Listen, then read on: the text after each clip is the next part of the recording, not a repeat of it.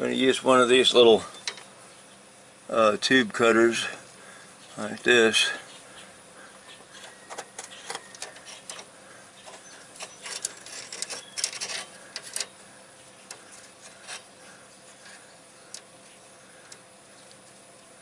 Leave as much of the good end as I can and cut as close to the bad end.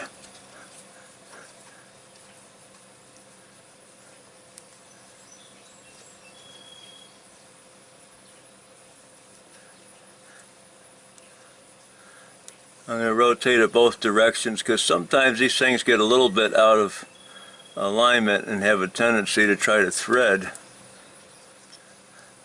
down the line, but once you get a couple of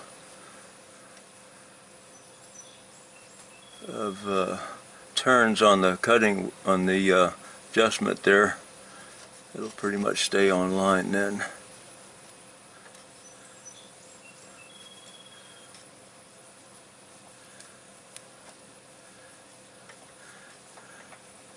And you try to be careful not to squeeze that too tight because it'll make the edges of the cut swell up and make it hard to get your union on there. You'll have to sand the edges of the cut down to get your union on there.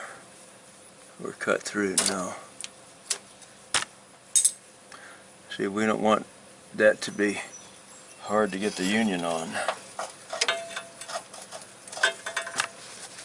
Now I've got a union here. I'm going to stick it on there. This is out of my stuff. I'll keep it. Or I might stick it on there and let him buy me a new one.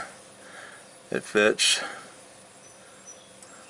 Okay, it's good. It goes on there.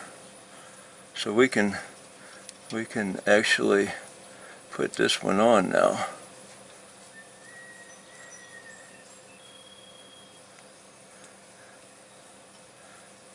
I can tighten that up.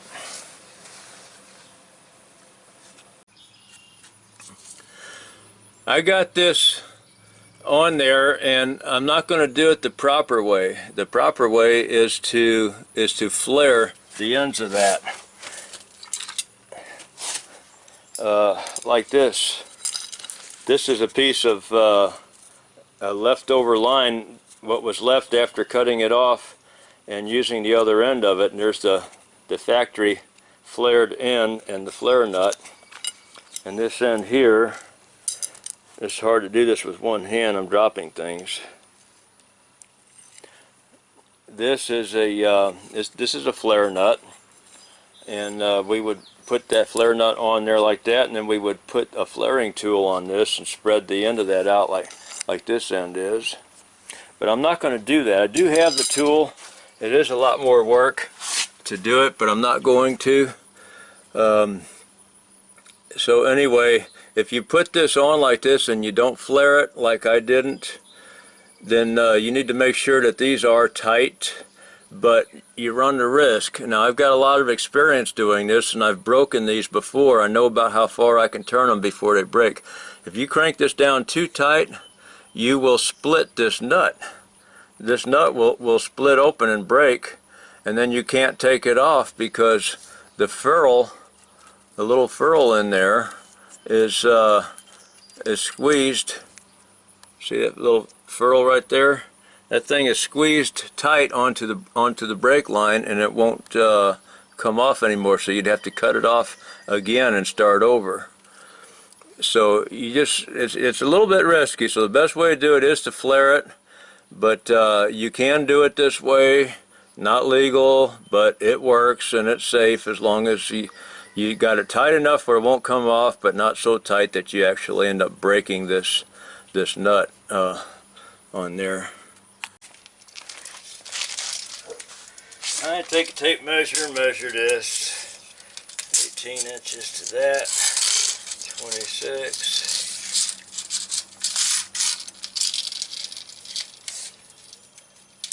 37 to that one, 41,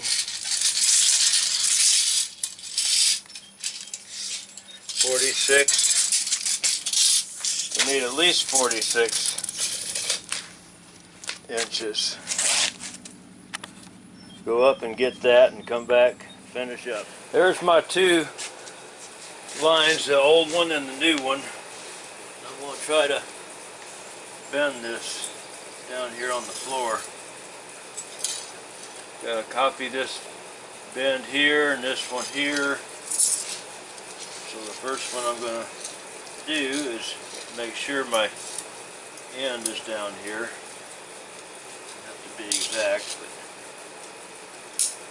stuff does bend pretty easy. So that's a good copy right there. Now I got to copy this one here.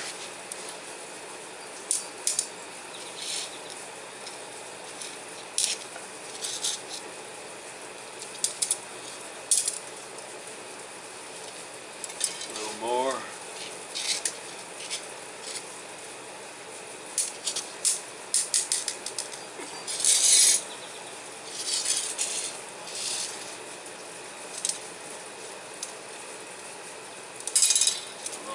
Here. Now some of this is bent out of shape in order for me to get the thing out from under there, and I gotta find out where it's bent out of shape and put it back. But anyway, I'm gonna follow that all the way down, and I'm going to leave as much of the tail on it as I can, and cut that off under the car over there once I get that in place. And I'm going to screw this end of it back in over the differential. I'm going to screw that in first, then work with the tail of it, cut that off and screw that into the union. I got it screwed in there where it's supposed to go, that new brake line, and I'm following it as best as I can in the track of where the old one was. I'm not getting a perfect match up there. I didn't bend it perfectly, but I'm getting there, and crawl out from under there. And now I've just got to try to get this thing shaped where it goes and snaps into these original places best I can. I kind of bent this a little bit past where I'm going to be cutting it off at, just to get it out of my way. And all of this goes on, this goes here. Let's just turn it around this way because this brake line snaps into that right there. So we'll try to gotta fight with that a little bit, twist it, bend it a little bit, but I don't want that too tight where it screws into that other fitting up there, because that's a bleed point. I'm gonna have to crack that loose a little bit when it's time to bleed it. Don't have to, but it's a good way to bleed it, get some of the bleeding done right there. Okay, I got this end of it pretty close to where I think it needs to go, and now I'm working on this end of it, and pushing the original back here. I'm going to take this cap off of this union, and I got the ferrule inside of there. Set that down on the ground for a minute, and I got to cut this line off so that it's going to be pretty much in the middle, or almost to the middle of this union here. I got to cut it off right about there. Got to be, I don't have much room to play with that, or I'll be either stretching or bending these lines again. Got it on. Got the brake line snapped into place everywhere that it goes. Got this one tight. I'm not going to try to bleed this brake line here, because since it is facing uphill at this point, there is going to be fluid right here up to this union. I don't need to bleed it there, but I will bleed it back there where I screwed it into that rubber fitting. I'm going to go on ahead and start putting these back together here get this wiring harness in and put this wheel well thing back on in here, and then I'm going to kind of do just a real simple bleeding. Let me crawl back under here and show. Going to crack that line loose and bleed it there a little bit, and because I'm by myself, so it's not going to bleed a lot. And then when I get the guy here that's buying it, I'll get him to step on the pedal for me and help me bleed it some more. But that's going to be the end of this video, so I'm not doing a bleeding job on it, just showing how to replace the brake line and just saying that I'm going to, that'll be my first bleed point there. And then we might bleed one of the wheels out as well. But there shouldn't be any air in any of these lines down here, because we didn't have a leak on this end. The leak was right about here. I am going to go ahead and bleed these on camera. I already loosened that nut on that new brake line up, and I just cracked it loose about half a turn. I filled up the reservoir. I actually ran out of brake fluid. I didn't have enough to fill it up with, but it's about half or 3/4 full.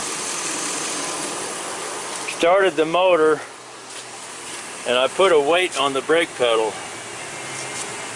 It went down, no resistance, went underneath and tightened up the brake line. There was a little bit of fluid on it, like it just started to come out there. Okay, now I'm going to lift this weight off of here and pump the pedal a little bit. Let it sit there. Let it raise up, just sit there for a minute.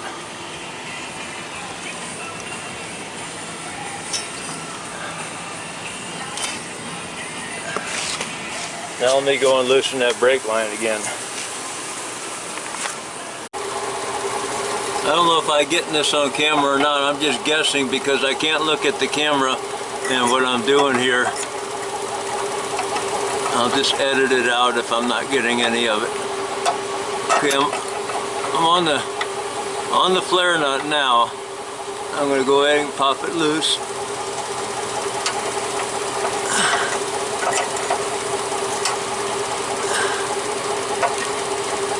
And we got fluid coming out, but I didn't hear any air. Probably got most of the air out on the first pump when it was loose, when it was open.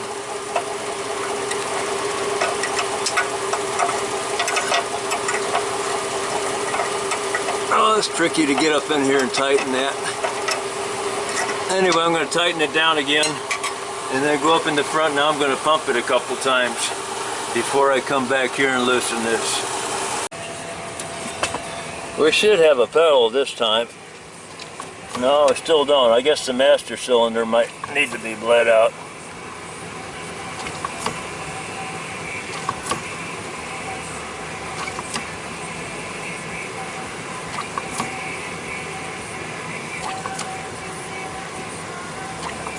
That's probably what needs.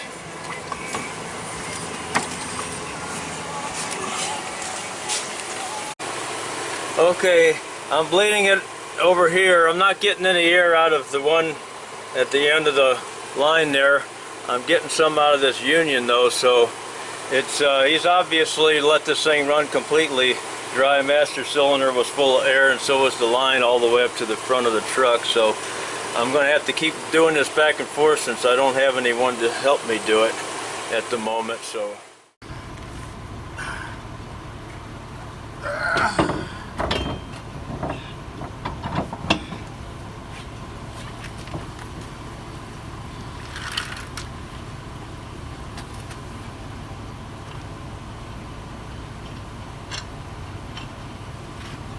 I know about 100 and some pounds. That ain't no 100 pounds. No. It might be with the wheel on. I don't think so though. More than 50. I'm used to putting them on. I've done a bunch of them. You haven't done very many. No, it's more than 50. Oh yeah, it's more than 50.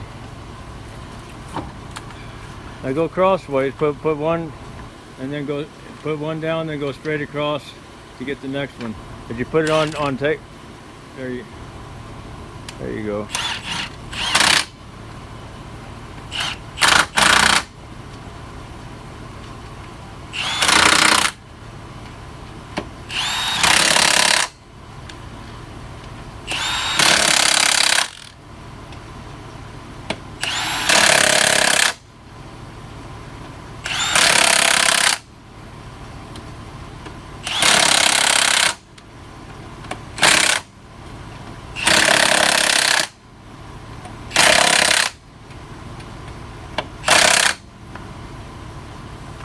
Sorry we didn't do the bleeding on video. This is my iPhone.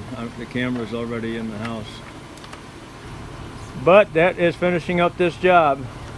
Thanks for watching.